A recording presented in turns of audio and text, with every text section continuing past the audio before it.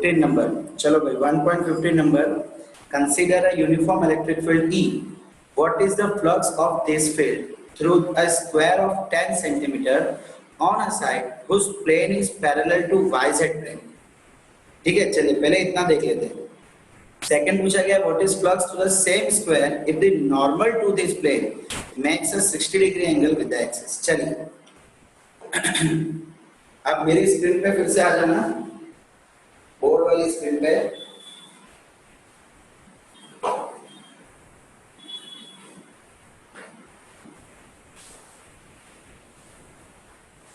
पहले हम क्वेश्चन समझ लेते हैं, फिर उसके बाद मैं स्क्रीन शेयरिंग बंद कर दूंगा ताकि रिकॉर्डिंग प्रॉपर हो सके।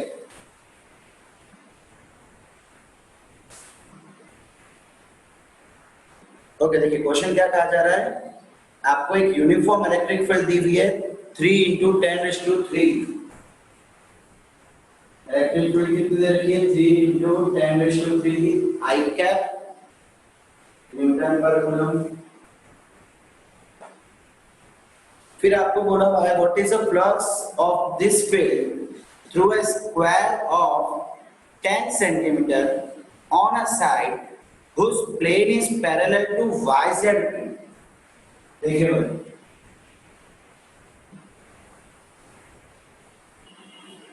YZ, चलो भाई हम मान लेते हैं कि ये हमारा YZ है, ठीक है, इसको Y ले लेते हैं, इसको Z ले लेते हैं, इसको X ले लेते हैं। इसको एक प्लेन है पैरेलल, मतलब समथिंग कुछ ऐसा हो जाएगा जो कि YZ प्लेन को पैरेलल है। तो हम क्या करते हैं भाई, सबसे पहले भाई मैं इसको y बोल रहा हूं, इसको z बोल रहा हूं और इसको x ले रहा हूं। अब ये जो प्लेन है yz प्लेन, इसको पैरेलल मतलब जो हमारा स्क्वायर है वो उससे थोड़ा ऊपर की तरफ है। भाई ये चले मैं स्क्वायर बना देता हूं यहां पे कुछ ऐसा,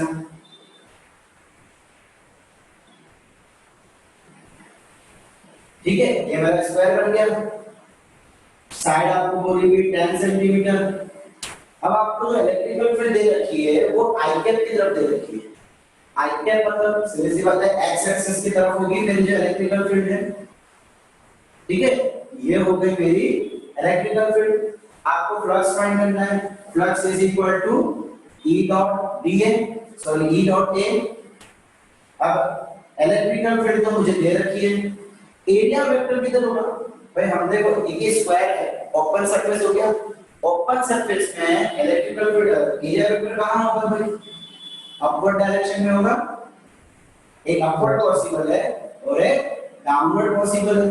डाउनवर्ड देखा था कि भाई जो एरिया वेक्टर है वो ओपन सरफेस में बाहर की तरफ भी होता है और दोनों तरफ होता है। ओके, सो भाई यहां पे क्या हो जाएगा, इसके कारण एक फ्लक्स होगी, इसके कारण एक फ्लक्स होगी, लेकिन ये दोनों ऑपोजिट डायरेक्शन में है।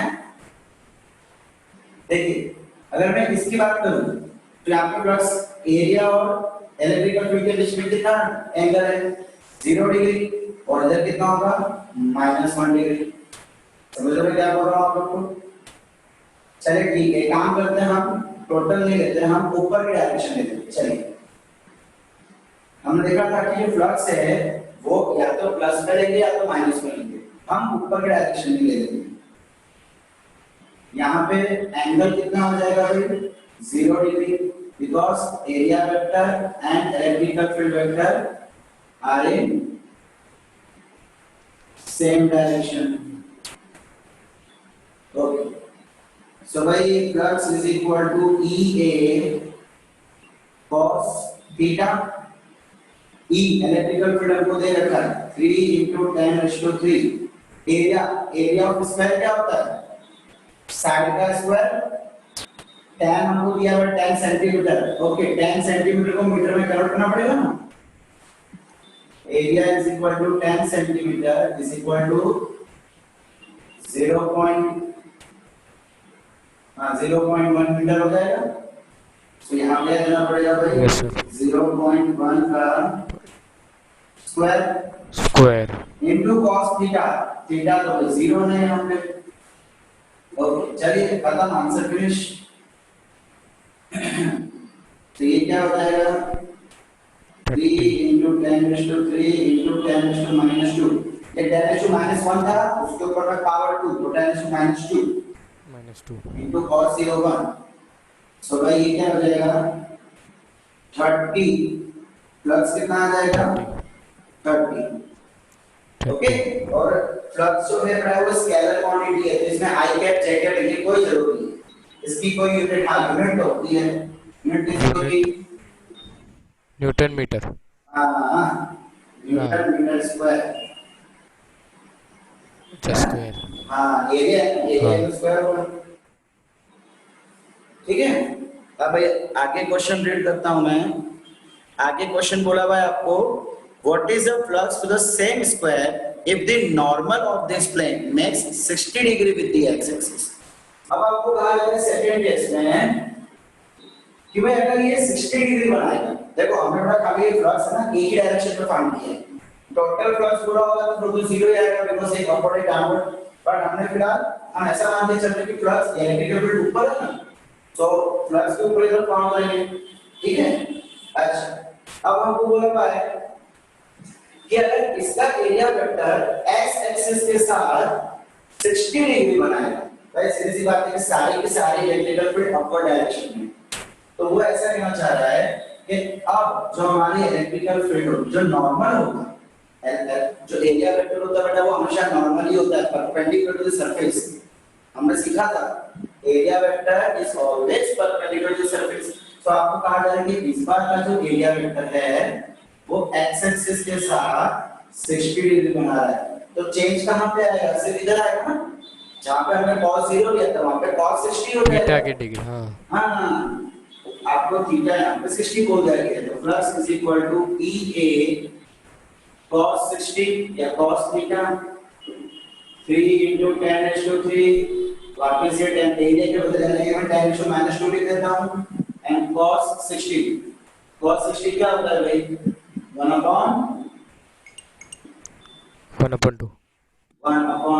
ये 5 3 5 15 1/2 हाँ ये मैंने काट दिया बेटा 2 5 10 कर दिया 5 15 कर दिया। ठीक है, ये आ गई मेरी फ्लक्स। इसी था, कुछ नहीं था, बहुत ही आसान था।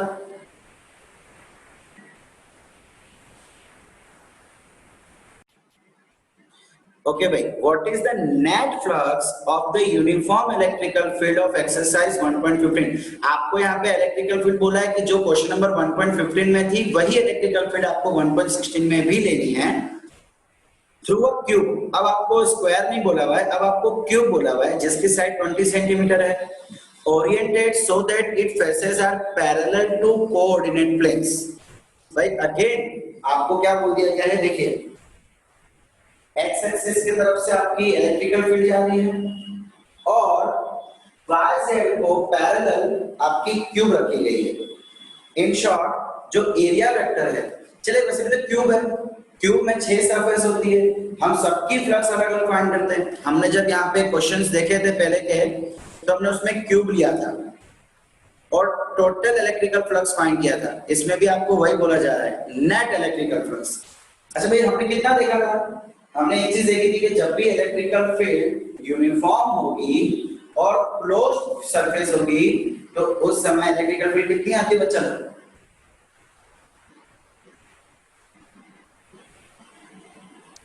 0। हमने देखा था ना, नेट इलेक्ट्रिकल फील्ड होगा, सॉरी यूनिफॉर्म इलेक्ट्रिकल फील्ड होगी और अगर क्लोज्ड फिगर होगी तो इलेक्ट्रिकल तो फ्लक्स हमेशा 0 रहती है। हमने यहाँ पे क्वेश्चन सॉल्व किए थे क्यूब को लेके, सिलेंडर को लेके, बस वही चीज यहाँ पे दोहरानी है आपको, बहुत आसान है। 1.17 पे चलते हैं। careful measurement of electrical field at the surface of a black box indicates the net upward flux through the surface is 8 into 10⁻³ newton metre square पर कूलम। ओके भाई यहाँ पे क्या कहा जा रहा है, एक ब्लैक बॉक्स है और उसमें नेट आउटवर्ड फ्लक्स, बॉक्स मतलब अगेन क्लोज सरफेस हो गई, बाहर की तरफ का एक फ्लक्स आपको बता देंगे 8 पॉइंट जो आपको गिवन है वो फ्लक्स ये दे रखा है। What is the net charge inside the box? Second question, if the net outward flux of the box where 0 Could you conclude that there were no charges inside the box? Why or why not? चलिए तो हम भाई पहला question देखते हैं कि उसके अंदर नेट चार्ज कितना होगा।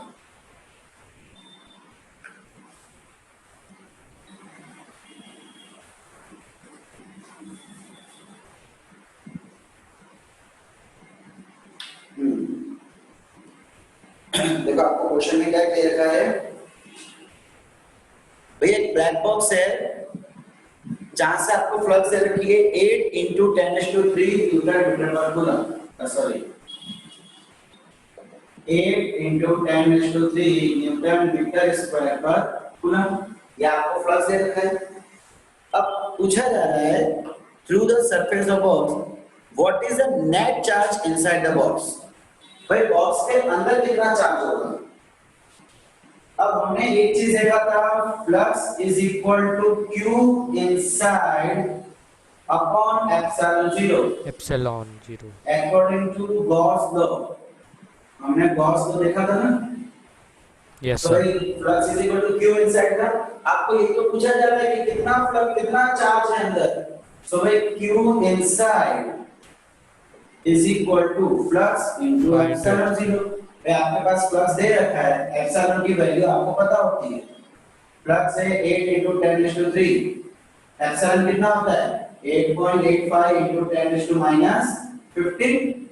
बस इसका मल्टीप्लाई कर लो, आपका आंसर आ जाएगा 8 into 8.85, जो भी आपका आंसर आ वो फाइनल आंसर कूलम। सो इसी 7.08 into 10⁻⁻8 7.08 into 10⁻⁻8 -12 होता है ना बेटा,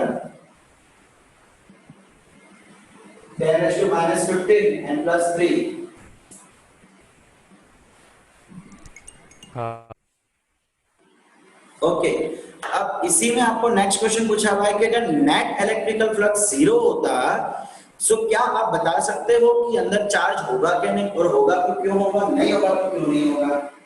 आपको बोला जा रहा है कि net electrical flux is now 0। भाई तो क्या अंदर चार्ज होगा?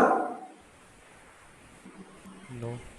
भाई हमने कल भी देखा था कि फ्लक्स जो है, देखो यहाँ पे इलेक्ट्रिकल फील्ड के बारे में कोई बात नहीं की गई कि इलेक्ट्रिकल फील्ड यूनिफॉर्म है नहीं है, ऐसा कुछ बोला नहीं है।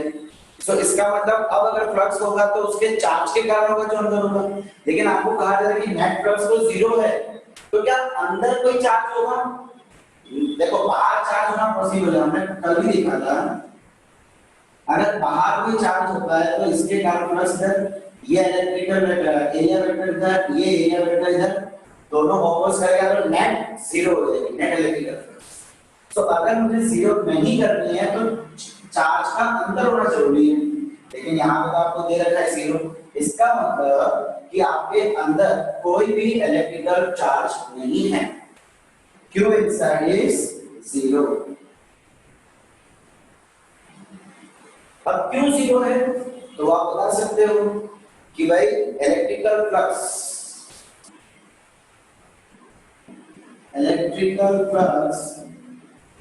for closed surface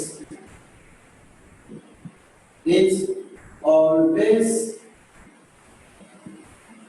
due to the charge and closed। यहाँ पे ऐसा लिख सकते हो according to Gauss law, electrical flux for closed surface is always due to the charge and closed by the Gaussian surface। में Gaussian surface के अंदर जितना चार्ज होगा उसी के अंदर फ्लक्स होती है। फ्लक्स 0, चार्ज भी 0। समझ आया बच्चों को क्या बोल रहा हूँ? Yes sir. ओके नेक्स्ट, चलिए फिर से स्क्रीन शेयरिंग पे आ जाते हैं।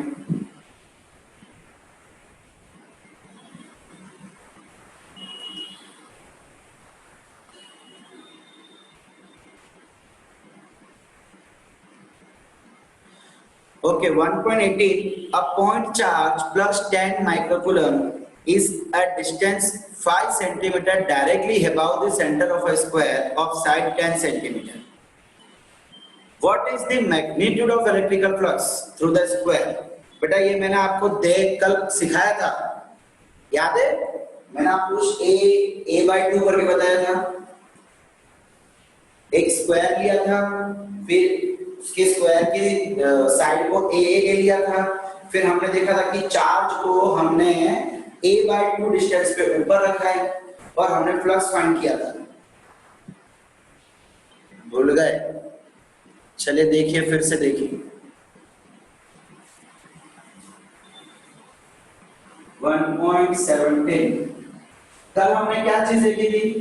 एक ऐसी प्लेट ली थी जिसकी साइड ए थी और इसके सेंटर से a बाय 2 डिस्टेंस ऊपर हमने एक चार्ज लिया था। फिर उसके बाद हमने क्या किया था? एक पूरा बॉक्स कंप्लीट किया था, गॉसियन सरफेस बनाई थी हमने। याद आया कुछ? Yes sir. Yes sir.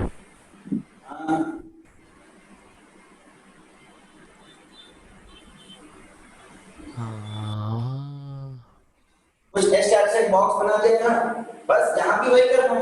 अब आपको 17 क्वेश्चन में क्या दे रखा है? ये जो साइड है ये 10 सेंटीमीटर दे रखी है और ये जो a by 2 है तो 10 divided by 2 5 दे रखा है। तो पिक्चर तो नहीं रहेगी, ठीक है? अब इस समय टोटल फ्लक्स कितना होगा? जब बॉक्स बन गया, जब क्लोज फिगर बन गया तो टोटल फ्लक्स कितना होगा? भाई q इंसर बाय एप्सिलॉन 0। अच्छा, आपको क्वेश्चन में q दे रखा है कि नहीं? खाली एक मिनट में देख लूं। भाई आपको चार्ज दिया हुआ है +10 माइक्रो कूलम। चार्ज कितना दे रखा है आपको? +10 माइक्रो कूलम। तो फिर तो पिक्चर ही होगा, ठीक है? हमने देखा कि टोटल फ्लक्स कितना है? इतना। कब? जब उसकी 6 साइड होगी, लेकिन हमको तो सिर्फ एक ही साइड से फाइंड करना है, तो हम क्या कर देंगे? फ्लक्स 6 थ्रू स्क्वायर, यस, हम डिवाइड बाय 6 कर देंगे। 6 साइड में कितना तो एक साइड में कितना? सिंपल। आपको चार्ज दे रखा है, माइक्रो कूलम दिया है तो 10⁻⁻6 6 इनटू एप्सिलॉन 0 कितना होता है भाई? 8.85 इनटू 10⁻⁻15। बस पिक्चर ओवर। इसका जो भी आंसर आवे वो आपका फाइनल आंसर। हमने क्वेश्चन सरफेस बनाई, क्वेश्चन सरफेस पहले दी हुई नहीं थी तो हमने बाद में उसको बनाया और क्वेश्चन सरफेस बनाने की वजह से वो चार्ज सेंटर पे आ गया। तो हमने देखा था कि जब चार्ज सेंटर पे है तो हम डायरेक्टली गॉस को लगा सकते हैं। आपको यहां लिखना पड़ेगा, now this is the Gaussian surface.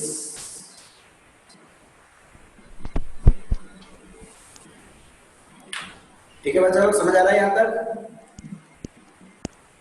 Yes sir. सबके साथ भी और देखेंगे आगे। अभी छोटा सा डेरिवेशन देख लेते हैं जो आपके टेक्स्ट बुक में भी दे रखा है एंड आपके बोर्ड एग्जाम के लिए काफी जरूरी भी है वो। भाई एक्चुअली ये जो हम करने जा रहे हैं अब वो है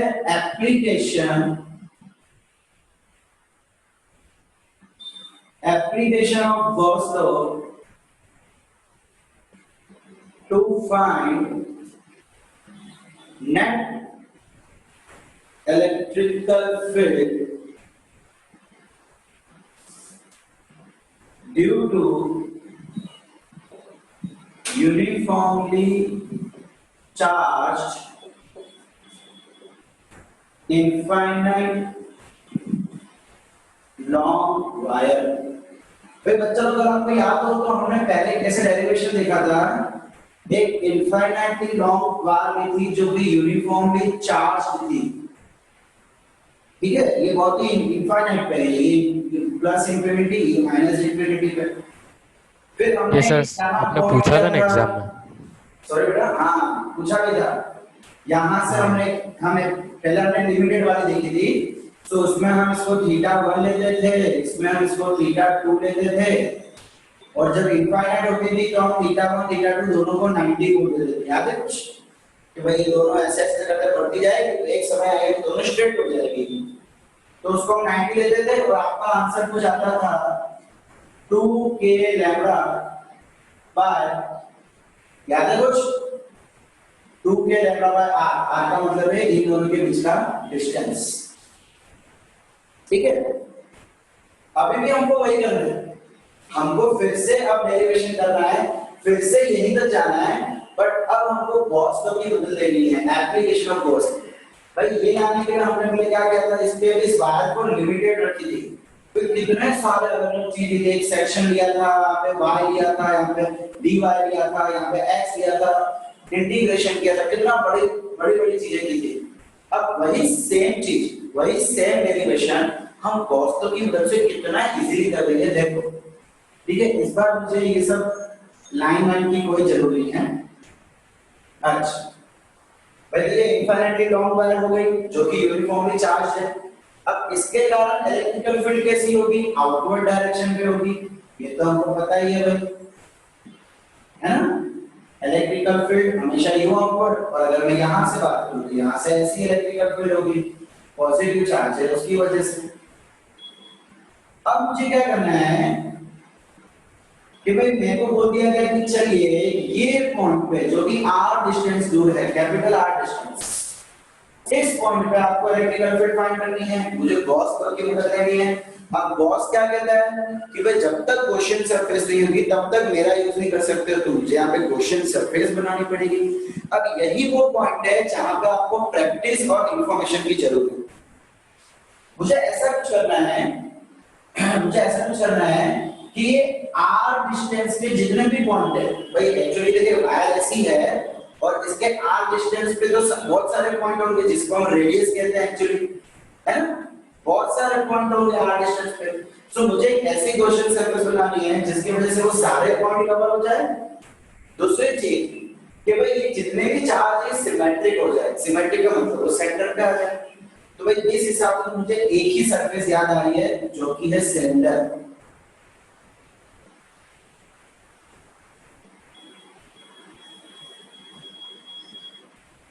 भाई देखिए अगर मैं यहाँ पे एक सिलेंडर बना दूं तो r डिस्टेंस पे जितने भी पॉइंट्स आ रहे हैं सब कवर हो जाएंगे। देखो ये भी r, ये भी r, ये भी r, ये भी r, ये भी r, और ऐसा तो है नहीं कि सिर्फ ये इस दो साइड, ये तो पूरा गोल है, तो जितने r पॉइंट इधर होंगे, जितने r पॉइंट पीछे होंगे सब कवर हो जाएंगे।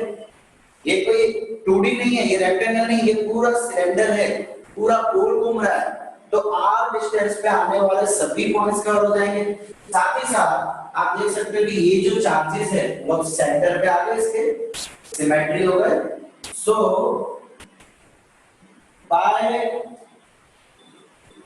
ड्राइंग एन इमेजिनरी सिलेंडर, भाई ये इमेजिनरी सरफेस है, ये रियल में वो दे रखी है, हमने ऐसे इमेजिन किए यहाँ पे, an imaginary cylinder gives us the Gaussian surface। ये हमें Gaussian surface मिल गई, चलिए ठीक है। हमें तो भाई यहाँ पे इनफाइनाइट नहीं दिया था, r डिस्टेंस पे फाइंड करने इलेक्ट्रिकल फील्ड, ठीक है। तो भाई अकॉर्डिंग टू गॉस लॉ इसका नेट इलेक्ट्रिकल फ्लक्स फाइंड करना पड़ेगा। तो भाई चलिए मैं इसको नाम दूं सरफेस 1, ये जो इस कर्व सरफेस है उसको सरफेस 2, और जो बॉटम है उसको सरफेस 3। तो जो हमारा नेट इलेक्ट्रिकल फ्लक्स है वो φ1 प्लस फ्लक्स 2 प्लस फ्लक्स 3 तीनों के कारण हो जाएगा, है ना। इस पे इलेक्ट्रिकल फ्लक्स प्लस इस पे इलेक्ट्रिकल फ्लक्स प्लस इस पे इलेक्ट्रिकल फ्लक्स। तो अब अगर मैं ये जो टॉप है, टॉप का मैं अगर एरिया वेक्टर ड्रॉ करूं तो एरिया वेक्टर कुछ ऐसा होगा। तो भाई ये आपकी इलेक्ट्रिकल फील्ड और ये आपका एरिया वेक्टर, तो ये तो परपेंडिकुलर हो गया। सो एक चीज तो क्लियर है। चलो भाई एक काम करते हैं, पहले मैं इसका और फॉर्मूला ले लेता हूं। भाई φ1 कितना हो जाएगा, φ1 कितना हो जाएगा, चलिए ऐसा बोल सकते हैं हम लोग, EA cos 90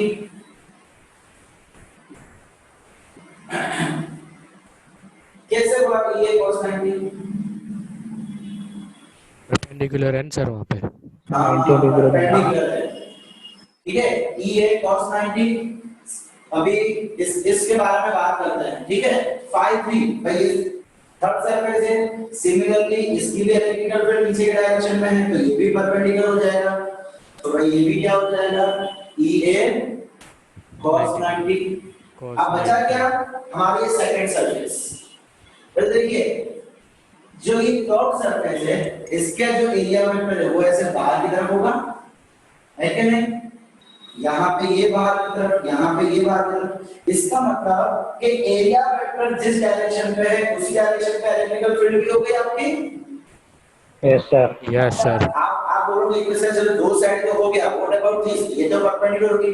परपेंडिकुलर नहीं होगी बेटा, आपकी वायर तो होती है, वायर की तो सिलेंडर होती है। हमने भले यहाँ पे वायर को रेक्टेंगल के फॉर्म में दिखाया, पर एक्चुअली वायर तो सिलेंडर होती है। तो अगर इस वायर से इलेक्ट्रिकल फील्ड इधर जा रही है तो इधर भी तो जाएगी इलेक्ट्रिकल फील्ड रेडियली आउटवर्ड्स। हम देखा था कि इलेक्ट्रिकल फील्ड तो हर डायरेक्शन में होती है, कोई एक दो नहीं। इधर भी जाएगी, इधर भी जाएगी, इधर भी जाएगी, इधर भी जाएगी, सब डायरेक्शन में इलेक्ट्रिकल फील्ड जाने वाली है। तो एरिया वेक्टर भी इधर होगा, तो इलेक्ट्रिकल फील्ड भी इधर, एरिया वेक्टर भी इधर, तो वापस दोनों पैरेलल हो गए। और दोनों पैरेलल, दोनों के बीच का एंगल कितना हो जाएगा? 0 cos 0, सीधी सी बात है। तो भाई ये हो गया आपका 0, ये EA cos 0 की वैल्यू 1, तो इसको EA बोल देते हैं, और ये हो गया 0 1।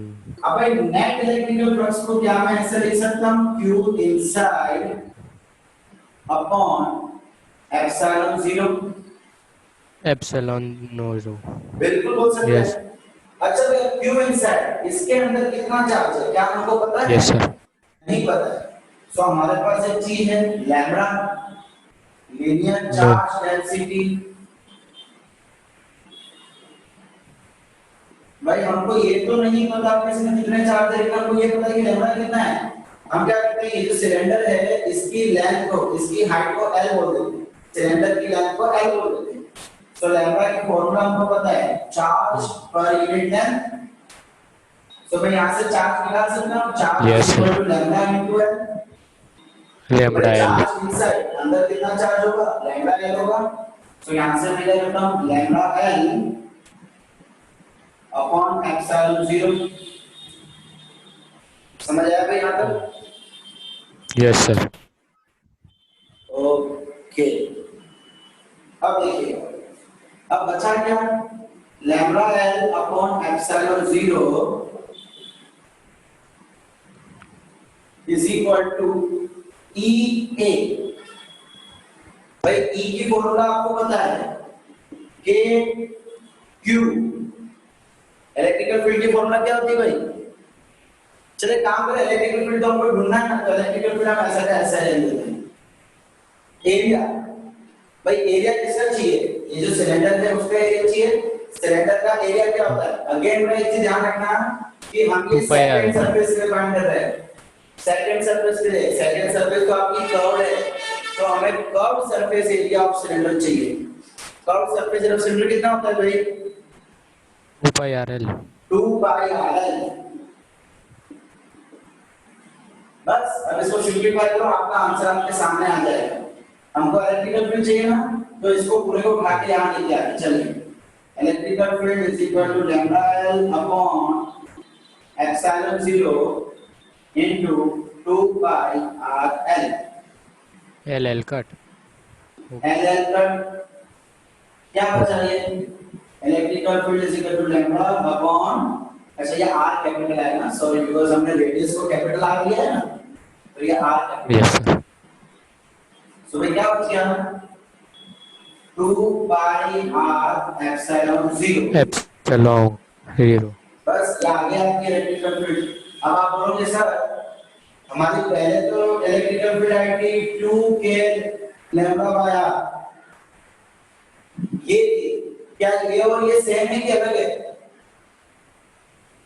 सेम है। देखो ये 2k लैम्ब्डा बाय R है ना, मैं उसको यहाँ पे सिंपलीफाई करता हूँ। एक्चुअली आपका डेरिवेशन खत्म हो गया, बट मैं खाली आपको बता रहा हूँ कि ये इक्वेशन बोलो कि वो इक्वेशन बोलो, दोनों सेम ही है। कैसे सेम है वो बता रहा हूँ मैं आपको। हमने पहले डेराइव की थी 2k लैम्ब्डा बाय R। भाई k के बदले में उसकी वैल्यू पुट कर दूं, 2 लैम्ब्डा, k के बदले में लिखता हूं 1/4 पाई एप्सिलॉन 0, और नीचे आर था, तो भाई ये 2 2 कट लो आ गया lambda upon 2 pi epsilon 0 r. तो भाई तो इधर भी है 2 पाई एप्सिलॉन 0 आर लैम्बडा, समझ रहे हो?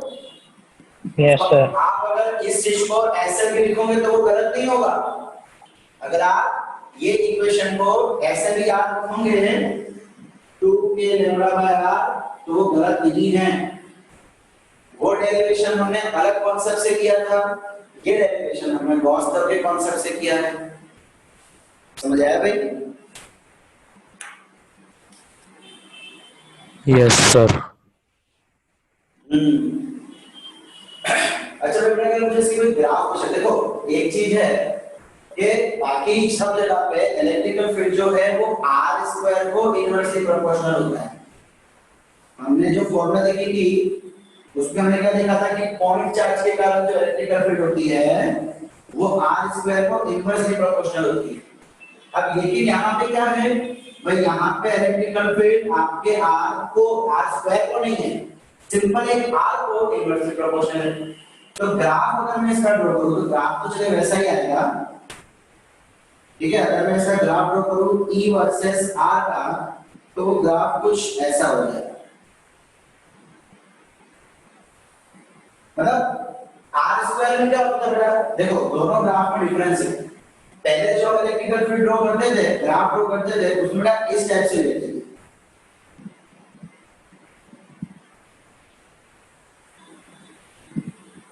इसका मतलब क्या है कि आर जितना बढ़ रहा है उससे कई गुना ज्यादा ई स्क्वायर कम हो रहा है, बिकॉज़ आर स्क्वायर पे इनवर्सली प्रोपोर्शनल था ना। तो अगर आर 2 होगा तो 1/4 हो जाएगा, आर 6 होगा तो 1/36 हो जाएगा। सो वो क्या रहा है, रेडियस के बढ़ने से इलेक्ट्रिकल फील्ड कुछ ज्यादा ही कम हो रही थी पहले, इसीलिए ये ग्राफ था। अब क्या होगा, अब देखिए ग्राफ में हल्का सा चेंज ये है कि वो इस टाइप से ड्रॉ किया जाएगा। भाई अभी भी इलेक्ट्रिकल फील्ड कम तो हो रही है, बट कम होने की जो स्पीड है वो और कम होगी, बिकॉज़ इस बार वो इनवर्सली प्रोपोर्शनल आर है, आर स्क्वायर नहीं। मतलब अगर मैं इसको 6 सेंटीमीटर लूंगा तो नीचे 6 ही रहेगा, 1 मीटर लूंगा तो 1 ही रहेगा, 2 लूंगा तो 2 ही रहेगा, 2 का 4 नहीं हो जाएगा। इसीलिए इस समय इलेक्ट्रिकल फील्ड डिस्टेंस के साथ साथ कम हो रही है, लेकिन स्पीड कम है उसकी। ओके भाई, ग्राफ जरा ध्यान से समझना, अगर आप इसमें पूरा यूनिट ड्रॉ कर दोगे तो गलत हो जाएगा।